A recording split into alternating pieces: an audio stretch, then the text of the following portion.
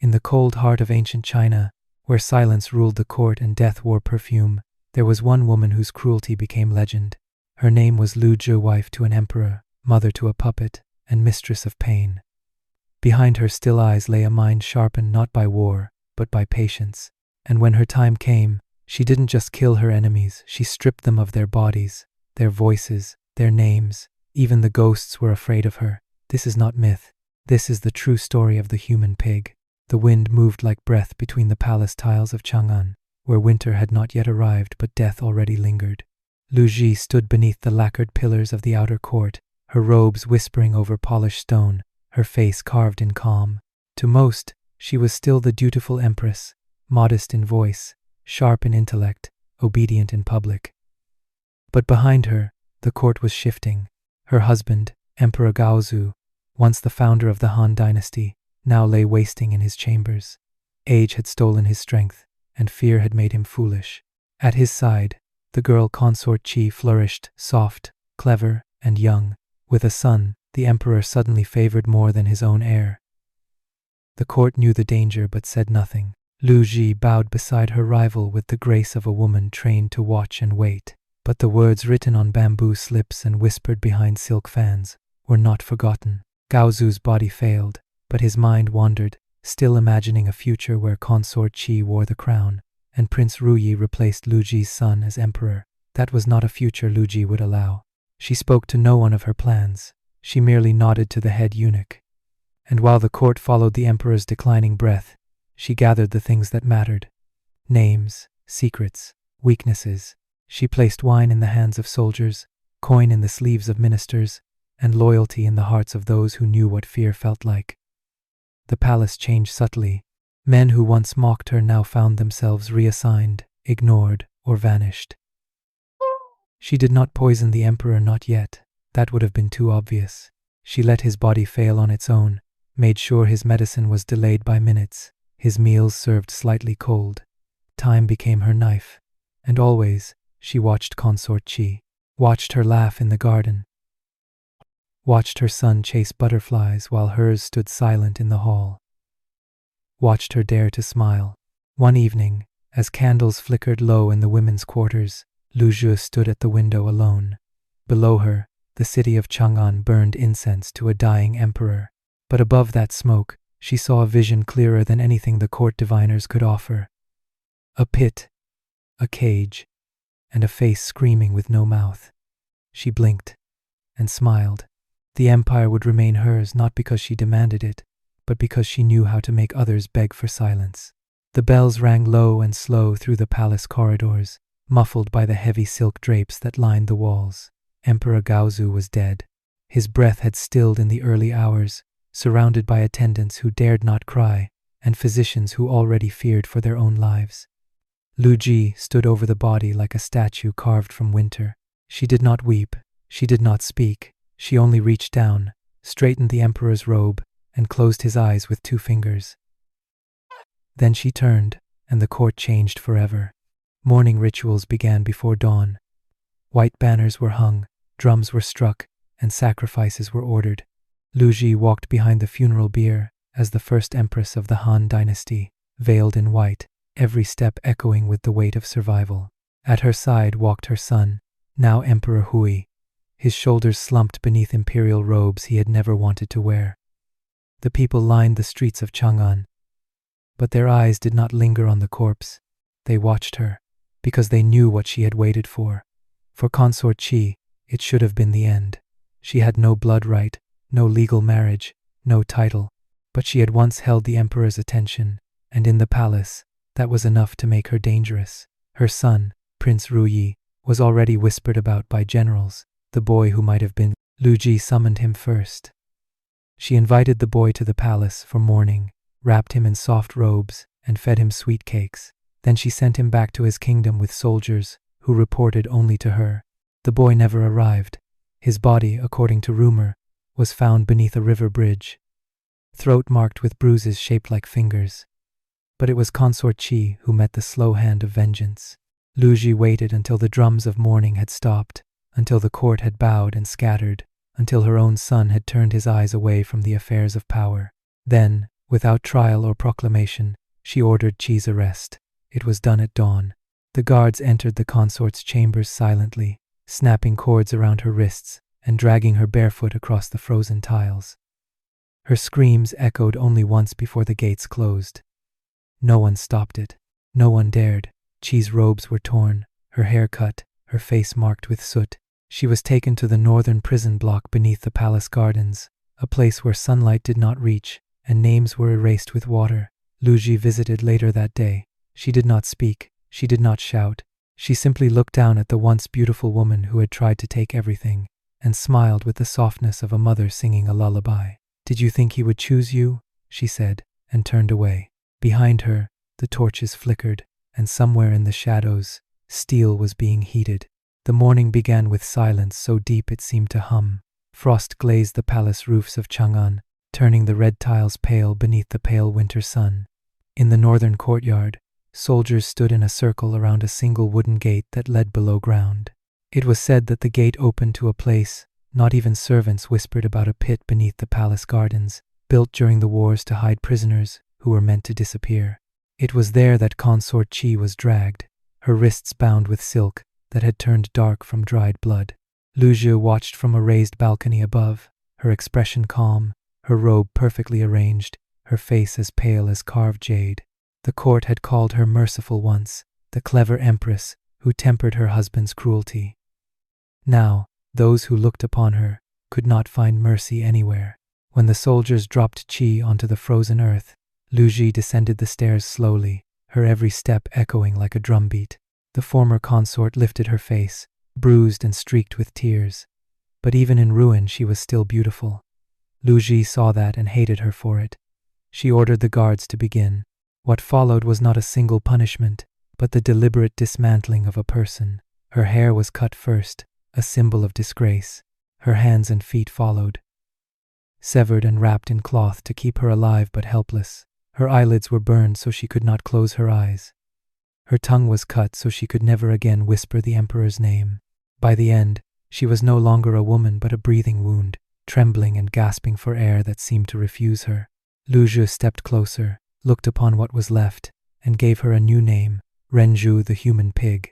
It was not a title, but a curse. She ordered that food be brought, that the creature be fed, kept alive, forced to crawl on the ground of the cold pit like an animal. No one was permitted to kill her. Death would have been kindness. When word reached Emperor Hui, he refused to believe it. He demanded to see her himself. Against all pleas, he descended the prison steps and stood before the thing his mother had made. The sight broke him. The young emperor screamed, fell to his knees, and vomited until he could not breathe. He returned to his chambers and did not speak for days.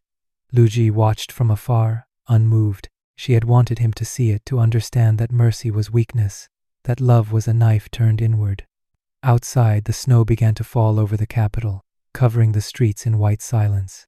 Beneath the palace, in the darkness where sunlight never reached, something crawled and whimpered, a living echo of the empress's heart.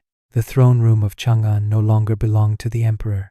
Its marble floors, once walked by generals and sages, now echoed with quieter footsteps, eunuchs moving like shadows, messengers with eyes cast low, and ministers who spoke only when spoken to.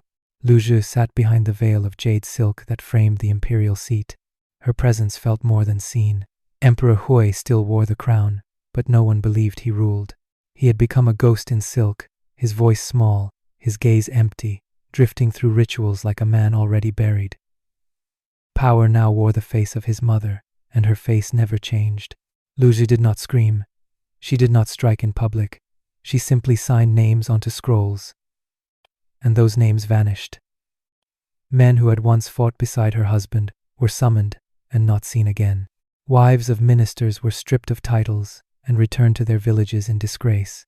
Their daughters were taken into the palace as servants, or something worse. It was not madness, it was method. Every family that had once challenged her place was being carved from the body of the court like a surgeon removes infection. Even the palace staff felt it. Servants who whispered the wrong names were reassigned to latrines. Guards who flinched at her orders were replaced before nightfall. The walls themselves seemed to lean inward, holding their breath. Outside the palace, rumors became prayers. Mothers warned daughters not to speak of love. Market women left offerings to the spirit of consort Qi, whispering that her soul still wandered, blind and furious, scratching at the floorboards beneath the northern garden. Some claimed they heard her weeping through the wind at night. Inside the palace, Lü Zhi began to laugh in her sleep. No one dared to mention it. The Empress's purges were not just political, they were personal. When she learned that a distant cousin of consort Qi still lived in a rural province, she ordered his wife and daughters brought to court. They arrived days later, silent, barefoot, trembling under the gaze of palace guards. Lü Zhi smiled, offered them food, and then sent them to the same prison where Qi had become something else. Not to be tortured, only to watch. To sit beside what was left of their bloodline, breathing in the stench of rot and regret. They did not scream. No one ever screamed inside the palace anymore. Even the emperor stopped asking questions. When he tried to intervene, begged her to stop, she simply kissed his forehead and reminded him that the empire had enemies. The worst kind, she whispered, are the ones who smile as they slip knives into the hearts of kings. That night, a red lantern was left burning outside the empress's quarters. It glowed like fire behind silk, the only color left in a world that had turned to ash. In the distance, dogs howled, but the palace remained silent. Always silent.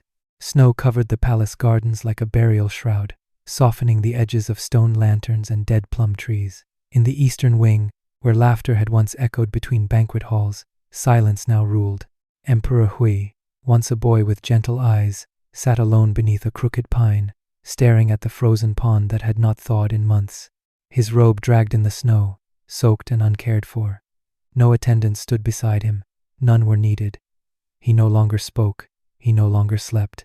What remained of him wandered through the palace like smoke from an extinguished flame. The sight of consort Qi had taken something from him, not only his strength but his will. The woman who raised him, who once told him monsters lived only in dreams, had become the monster itself, and still she ruled. Lü Zhi, now Grand Empress Dowager, had assumed complete control. Her son wore the title of emperor, but he had not issued a single decree in months. Ministers no longer waited for his approval. They looked to her. She sat behind the dragon seal with her head held high, her hair bound in a widow's knot, her eyes empty of sorrow. When the chancellor hesitated to carry out an order, she reminded him of his niece, who still served in the lower kitchens. The order was fulfilled by morning. Death no longer shocked the court. What shocked them now was survival. And yet, in all this, there was one moment of defiance. Emperor Hui, in a rare moment of clarity, stood before his mother during a morning ritual. His hands trembled, but his voice did not. "I saw what you did to her," he whispered. "You made me watch, and now I see you in my dreams." Lü Zhi looked at him as if he were a child asking why stars moved. "A ruler must see clearly," she replied, "even when it breaks him."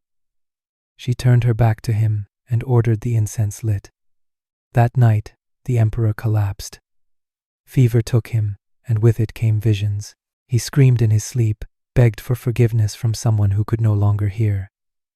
By morning, he could not rise. Courtiers whispered that his spirit had left his body, that he wandered the palace even while still breathing. When he died weeks later, there was no ceremony. Lü Zhi announced it in passing. The empire mourned quietly, and the boy emperor who never ruled was given a tomb too small for a king. Lü Zhi did not attend the burial. She sat in her chamber that morning, watching snow melt on the window pane. In her hand was the jade seal of the empire. Her other hand trembled not from grief, but from age. Her son was gone, and yet she felt nothing. She had outlived her enemies. She had outlived love. All that remained was control, and the silence that came with it. The years passed like a slow tide retreating from blood-soaked sand. Lü Zhi ruled from behind curtains of pearl and jade, her face hidden from the court but never forgotten. Ministers aged and died beneath her. Generals bowed with broken backs. The children of her enemies grew up inside the palace walls, never knowing what their mothers' names had been. She outlived them all. Her voice still issued decrees in the emperor's name, though no emperor remained. She had placed puppet sons on the throne, sons of other concubines she had raised, like animals in cages, groomed to obey, discarded once they became inconvenient.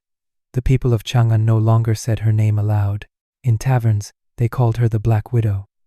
In the streets, her palace became a myth, a house where doors never opened and spirits whispered through the stone. Servants claimed she no longer ate solid food, that she lived on herbs, powders, and the fear of others, and always, beneath the northern garden, the pit remained. Some said the human pig still breathed, though that could not have been true. Others believed Lü Zhi went down there at night, speaking to the bones that once tried to rival her. The truth was simpler. One winter morning, she did not rise. The curtains were drawn back to find her sitting upright, eyes wide, mouth frozen in a silent scream. Her fingernails had cut into her palm. Her tea sat untouched. Her face was gray, and yet, the physicians swore her heart had stopped only moments before.